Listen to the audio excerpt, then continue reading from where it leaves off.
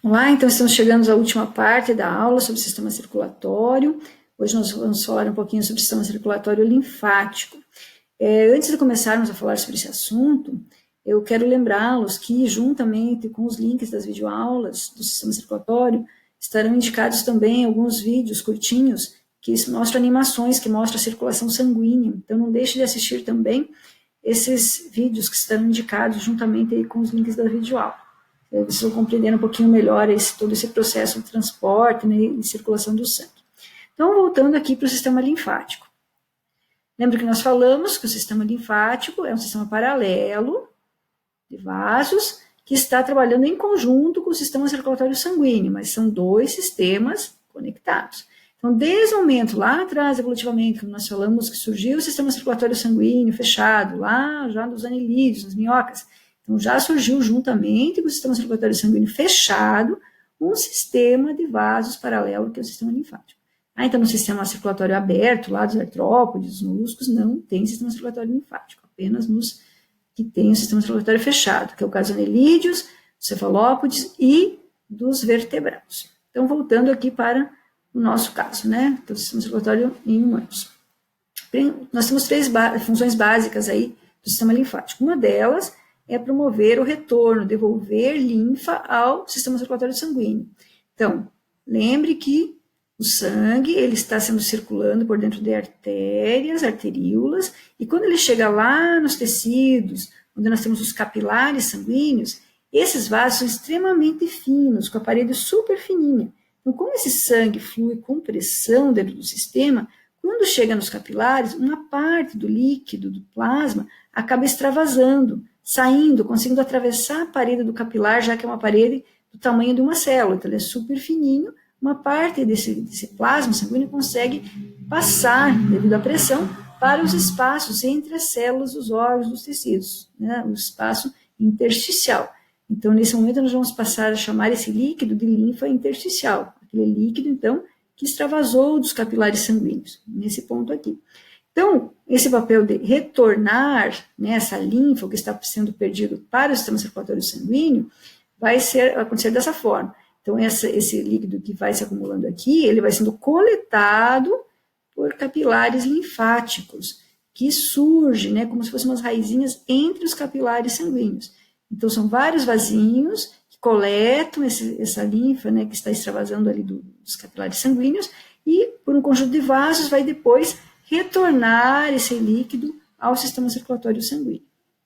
Tranquilo? Por mais que dentro dos vasos sanguíneos, dos capilares, existam células, proteínas grandes que conseguem reter uma boa parte do plasma aqui dentro, uma parte pequena que extravasa, ela, se não for drenada, se não for retirada desses espaços intersticiais, esse órgão, esse tecido vai ficar aumentado, ele pode ficar edemaciado, né, inchado. Então, é para isso que serve, em primeiro plano, aí, em primeiro momento, o sistema linfático, drenar a linfa, então, de volta ao sistema circulatório sanguíneo.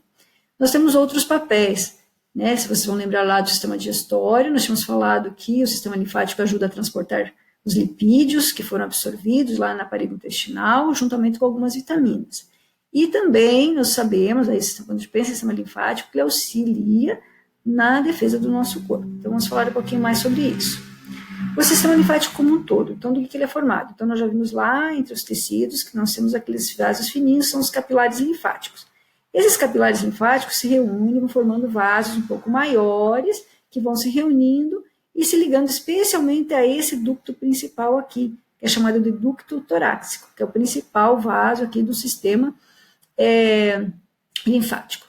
Tá? Então, nós temos os capilares, são os fininhos, vários vasos linfáticos, e ao longo desse sistema nós temos também essas pequenas estruturas aumentadas, aqui nós chamamos de linfonodos, antigamente eram chamados mais de gânglios linfáticos, é a mesma coisa. Então, se eu fizer um corte de cada uma dessas estruturas aqui, nós vamos visualizar então o interior aqui de um linfonodo. Então, qual que é o papel dele? Ele, nesse local, nessas estruturas aqui, existem células do sistema imunológico que vão ajudar a combater infecções. Por isso que algumas vezes você sente, né, algumas regiões, por exemplo, nas axilas, na virilha, no pescoço, que tem esses gânglios mais superficiais, quando eles estão inflamados, estão, né, cumprindo o seu papel, que é defender o nosso corpo, a gente sente ele mais aumentado. Então, formam as ínguas, certo? Então, o linfonodo está mais relacionado com a parte de defesa do nosso corpo. Além disso, nós temos aqui já indicado em vermelho, né, que, por exemplo, a medula óssea, qual que é o papel dela? O que ela tem no sistema linfático? Na medula óssea são produzidas células sanguíneas e algumas delas são, então, células que vão para o sistema linfático, então, local de produção de células. Essa estrutura aqui, o timo, é uma estrutura que é uma glândula, né? Nós vamos falar um pouquinho lá no sistema endócrino sobre o timo. Ele produz alguns hormônios relacionados com a produção dessas células, tanto sanguíneas, então, como do sistema linfático.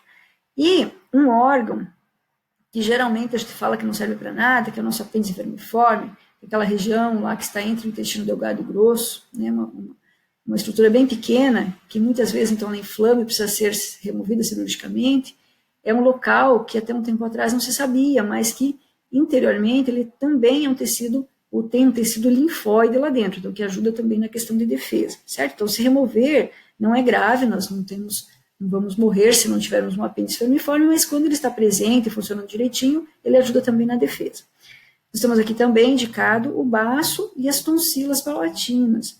Eu vou mostrar aqui então para vocês na sequência, falar um pouquinho sobre eles. Então, sobre o baço, então esse órgão que o pessoal fala, pode retirar que não tem problema. Na verdade, você sobrevive sem um baço. É uma estrutura extremamente frágil, né? Se houver alguma pancada mais forte nessa região próxima aí ao rim, né? Na região direita na parte superior, né? Mais dorsal, logo abaixo aqui, então o coração, para você ter uma ideia, né? Pulmões, então logo abaixo do diafragma está aqui o baço.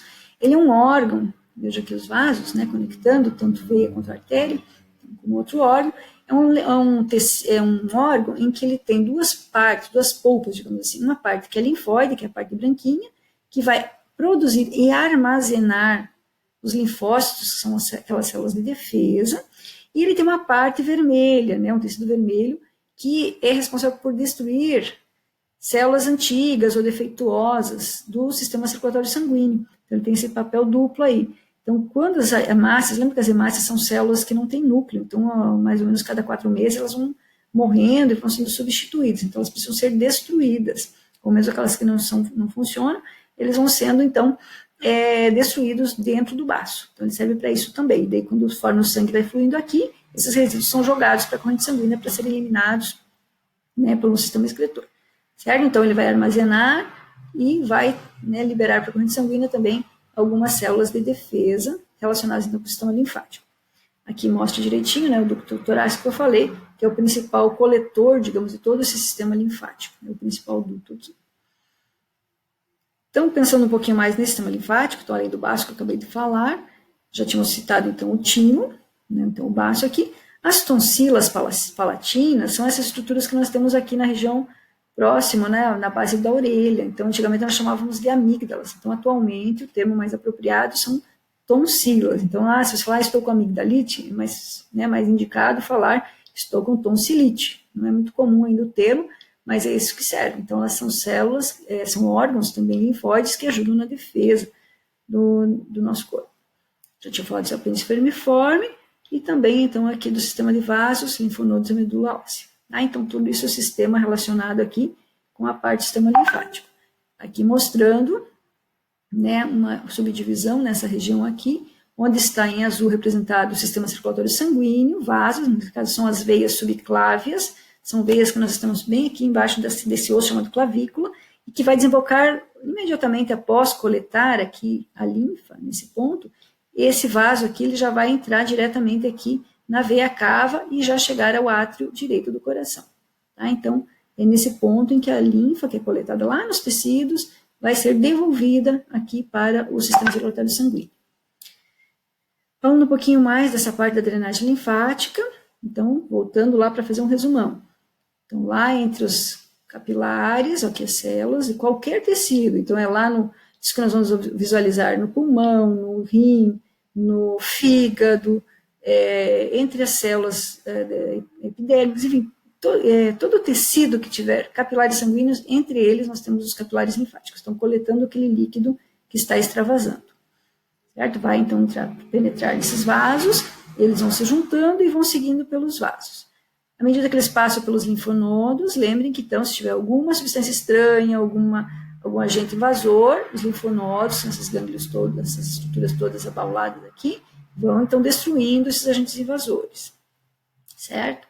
E aí, quando chegar então todo esse líquido coletado, vai desembocar novamente lá, então no sistema circulatório sanguíneo, nessa região da veia subclávia que eu já tinha falado. Por que nessa região, então, próximo ao átrio cardíaco? Por que próximo aqui ao átrio direito? Vocês lembram que todo o sistema circulatório, quando ele passa então pelo sistema venoso, está retornando ao coração, ele vai perdendo pressão, ele vai ficando cada vez mais lento, já que o sistema venoso ele só está empurrando o sangue para frente porque está vindo mais sangue. Lembra que tem inclusive válvula dentro das veias para que esse sangue não retorne. Então seria esse ponto aqui, próximo ao átrio direito, já no desembocar aqui da veia cava, das veias cavas, é o ponto onde nós temos a menor velocidade e pressão sanguínea. Então é um local muito mais fácil de lançar a linfa, que também está vindo lentamente lá dos tecidos do corpo para dentro do sistema sanguíneo. Tanto que esse sistema linfático, ele é todo valvulado também. A partir do momento que essa linfa consegue ultrapassar um determinado ponto, ele vai empurrando, vai vindo mais linfa e vai empurrando para frente, de modo que não retorna, já que nós temos aqui, então, essa série de válvulas. Então, tanto o sistema venoso do sistema circulatório sanguíneo, quanto o sistema linfático é todo valvulado, tá? Porque esse líquido ele vem com uma pressão muito baixa, muito lento, e ele vai sendo empurrado para frente, até desembocar lá no sistema circulatório sanguíneo, como eu falei, no ponto mais onde tem a menor pressão, né, do sistema sanguíneo, para que ele consiga entrar de volta lá no sistema sanguíneo. Então, já tínhamos falado lá, quando nós falamos do sistema digestório, que lá nas velocidades intestinais, lá na parte do duodeno, né, que é a porção inicial do intestino delgado, onde ocorre a maior parte da digestão do alimento, é lá também que ocorre a absorção da maior parte dos nutrientes. Então, lembro que os nutrientes como glicose e aminoácidos, eles seguem pelos capilares sanguíneos. Já os lipídios, lembra que eles são convertidos em triglicerídeos e caem dentro do sistema linfático. Então, o sistema linfático é que vai transportar também essas gorduras, né, os lipídios são absorvidos pela parede intestinal e, junto com esses lipídios, seguem as vitaminas que são lipossolúveis. Então, nós já tínhamos falado isso lá no sistema digestório. Então, o papel do sistema linfático também é transportar, né, essas substâncias nesses alimentos que foram absorvidos, mais especificamente, então, as gorduras. Então, se você fizer uma dieta rica em gorduras e no momento seguinte fizer, assim, logo após a digestão, você fizer uma análise dessa linfa, você vai perceber, inclusive, que ela tem um tom mais opaco, né, mais leitoso, já que está rico, então, em lipídios. E, como nós tínhamos falado, um dos papéis importantes do sistema linfático, sempre que a gente pensa em sistema linfático, a gente lembra do papel importante que é de fazer defesa do nosso corpo. Então, só para lembrar, nós temos algumas linhas de defesa que evitam, né, chegar, né, nesse ponto em que o sistema linfático precisa atuar. Então, nós já temos várias barreiras antes do invasor chegar até o nosso sistema linfático. Então, o próprio suco gástrico, nós tínhamos falado que o pH já ácido, né, detona lá, mata algumas bactérias, né, a própria saliva, lágrimas, várias secreções nasais. Então, tudo isso tenta impedir, né, fazer com que agentes não cheguem até o sistema sanguíneo, o sistema linfático. Tá? Então, várias barreiras da epiderme, as mucosas, né, por dentro do nosso tubo digestório, nossos órgãos, né, pelos, cílios, né, dentro da narina, por exemplo, dos dutos, e também os reflexos, né? Vocês devem lembrar que algumas vezes quando você vomita ou volta, né, algum alimento, pode ser aquele alimento que não te fez bem.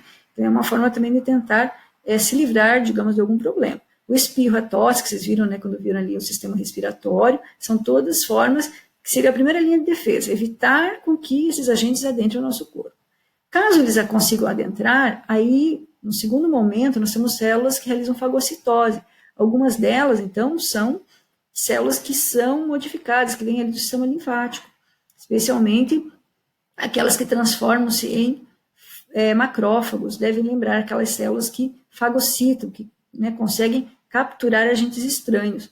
Nós temos especialmente essas células, então, logo abaixo, né, do epitélio, lá no tecido conjuntivo, nós temos essas células que são os macrófagos fazendo fagocitose lá junto aos alvéolos pulmonares, lá no fígado, né, juntamente quando aquele sangue rico em nutrientes chega, pode ser que alguma bactéria consiga, um agente estranho consiga ultrapassar, então nós temos sempre esses digamos, agentes, né, aguardando lá para fazer a nossa defesa, Então, seria um segundo momento, uma segunda linha de defesa, juntamente com o fato, né, do nosso corpo aumentar a temperatura corporal, né, no caso da febre, para ajudar a fazer essa defesa, assim como as inflamações, aqueles linfonodos que nós falamos, né? Então, nós temos aí situações, né, de repente você fez algum corte, algum ferimento, então nós temos essas inflamações que ajudam aí como uma segunda linha de defesa. E ainda, nós temos mais uma possibilidade, digamos, se tudo isso der errado, ainda uma terceira linha de defesa, que são proteínas, né, e células que são especializadas justamente para agir contra agentes invasores, né, vírus, bactérias, alguns protozoários, algumas substâncias também que são indesejáveis e que fazem esse papel. Especialmente aqui nós estamos pensando em alguns leucócitos, né, células brancas, e também nos anticorpos que são produzidos por certas células. Aqui um detalhe do macrófago, lembra que nós somos na linha de defesa, aquelas células que defendem o nosso corpo, então, vão fagocitar e destruir agentes invasores, então eles digerem, e aí os resíduos são liberados por exocitose. Então, isso tudo vai ser coletado, esses resíduos, e ser eliminado depois pelos sistemas excretores.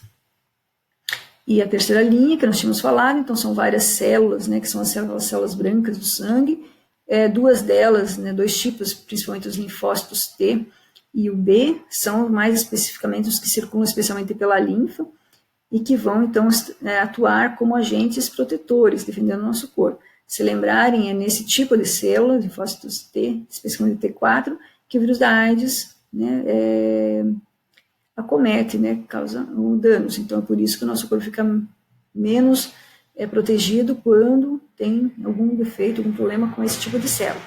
Então, nós temos aqui células dentro desses grupos aqui, que são essas células que conseguem fazer fagocitose, capturar agentes invasores, e ainda algumas delas, como falei, que se transformam aí em macrófagos, certo? Então, todo esse papel aqui do sistema de defesa, esses diferentes tipos celulares, então algumas vão atuar diretamente, e algumas são aquelas que são responsáveis pela produção dos anticorpos. Então, dentro de alguns tipos de linfócitos, são aqueles que produzem aquelas substâncias que são, então, os anticorpos, que são aquelas agentes, né, que ficam como se fossem os soldadinhos, né, prontos, esperando, né, algum agente invasor chegar para poder destruí-lo. Nós temos várias situações aí que nós conseguimos, então, adquirir uma imunidade, que pode ser já desde que a gente nasce, nós temos algumas defesas prontas, algumas nós vamos adquirindo ao longo da vida, de uma forma passiva, ou mesmo, muitas vezes, a gente vai se utilizar, por exemplo, mecanismos, como é o caso de vacinas, né, que você consegue, então, estimular o seu corpo a produzir esses agentes soldadinhos, né, essas células de defesa, ou esses anticorpos, essas proteínas, de uma forma que você está prevenindo e já preparando o corpo caso você venha a ter uma doença. Então, lembre desse papel também do sistema linfático. Tranquilo? Então, 3 papéis principais do sistema linfático. Então, drenar a linfa, de volta ao sistema circulatório sanguíneo, aquela que extravasou lá dos capilares, fazer, então, o transporte de lipídios, lá da parede do intestino até o fígado, né, e depois ser distribuído pelo corpo, e também essa questão, né, relacionada, então, com as nossas defesas.